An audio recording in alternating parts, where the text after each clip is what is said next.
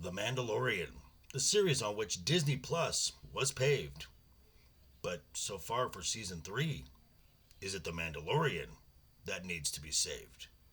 What's up, guys? How you doing? Welcome back to the channel. Glad you stopped by. And if you're new, hey, grab a seat and stay a while.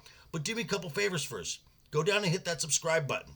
Then go next door, ring that bell, make sure it says all so you know when the next video pops up. Hit that like button, and before you head out, drop a comment down below. And if you're one of the regulars here, welcome back for another round. I ask that you also hit that like button, drop a comment. YouTube does love the comments. And of course, share the video out on all the socials. Okay, merch store is still up and running. Link will be down in the description below. Working on some ideas for maybe another shirt for an exclusive run during the summer. So keep your eyes peeled, folks. Also, check out those playlists, just builds up the viewing hours. And of course, check out those featured channels. Okay, before we get into the synopsis and my views on this episode, I've got some early numbers from via Valiant Renegade from an article from The Wrap, which showed premiere episode viewership numbers from Samba TV. Now, it's not good. It's not good, folks. Now, Samba measures the first 4 days after an episode airs. So these are the episodes that we have. So Mandalorian season 3 episode 1 came in 50% higher than Andor. Shocking, I know. However, though, it came in with other Disney Plus shows. It came in 35% lower than Loki, which had 2.5 million views for the premiere episode. It came in 28% lower than Obi-Wan Kenobi, which had 2.14 million views. So, and this came in also 2% lower than Book of Boba Fett, which had 1.5 million views. So it's right in that 1.5 million range here. Also, FYI, according to Samba TV, Mandalorian season 2 premiere episode had 2.08 million views. So it's already starting to lose the audience. Again, not my words. I will leave a link to the Valiant Renegade video also down in the description. And in a few weeks, we will get the Nielsen numbers so we can get an even broader picture. And I will be guarantee you once those numbers come out, you will be the ones to hear it. Okay, now on to the review. There may be light spoilers ahead, so you've been warned. Episode starts off right where we left off. Mando comes to. He's coughing up a few gallons of water, and Bo-Katan asks if he saw anything as he plummeted to the bottom and on the way up. And he said he didn't see anything, only the rocks that were falling. And she asked if he saw anything alive. Din says no, and he asks her why, and Bo just says no reason. So now on their way back to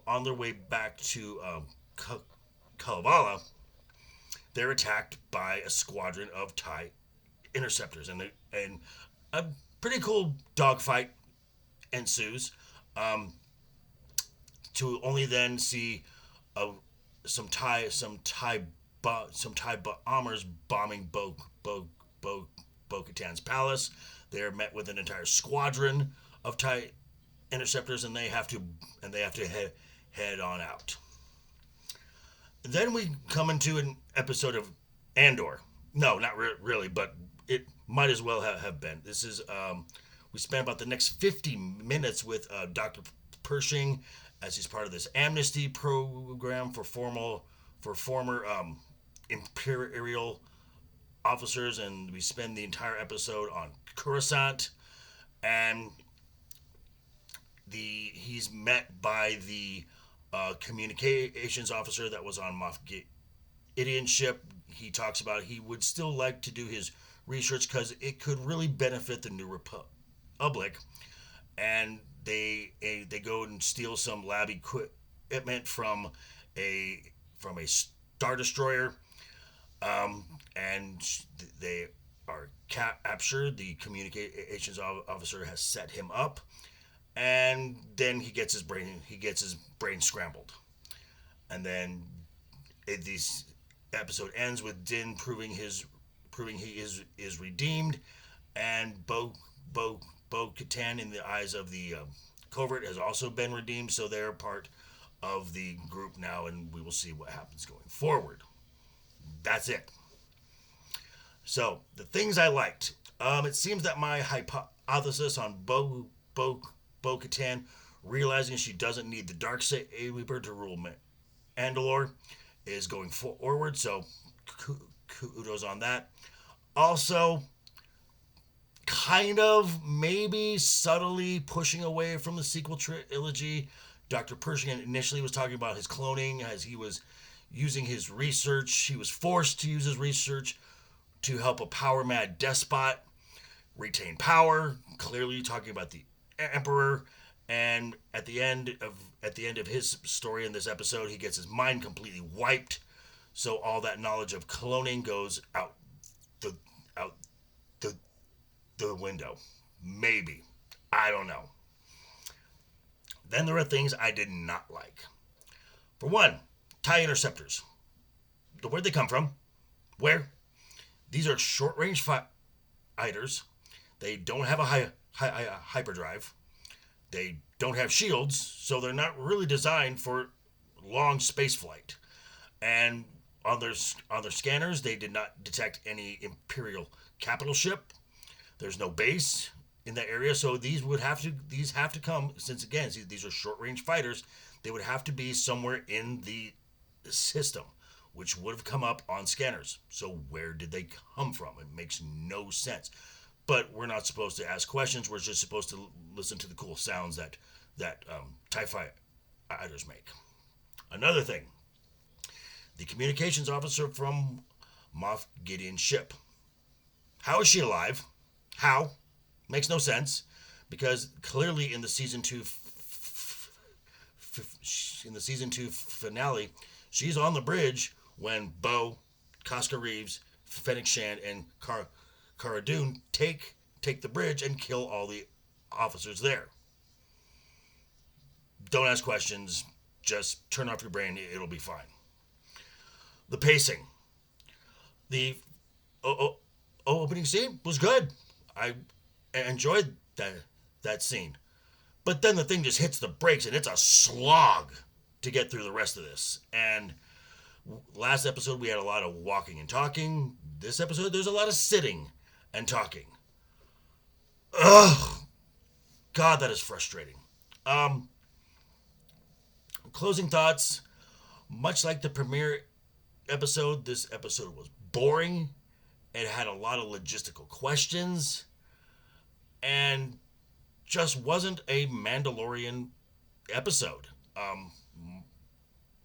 And it was not good. It was very lazy. I don't know what the purpose of the side plot is, unless like we said, it's to subtly push away from the sequels. Could have told that story a lot faster, in my opinion. But much like episode 1, out of 5 stars, it gets a 2. But hey, these are just my thoughts. I'm going to turn it back over to you. Let me know what you think down below in the comments. And thank you again to Roman of the Empire. Was on his stream yesterday talking about the close of the HBO Max series The Last of Us. Lots of fun. Yeah, thanks for stopping by, folks. But before you head out, remember, hit that subscribe button, ring that bell. If you liked the video, give it a thumbs up. If you didn't like the video, hey, thanks for sticking around this long. I appreciate that. And I will see you Monday for last week's News Now. Until then, guys, have a great rest of your weekend. Always have fun. Hashtag keep talking. And always keep that smile on your face.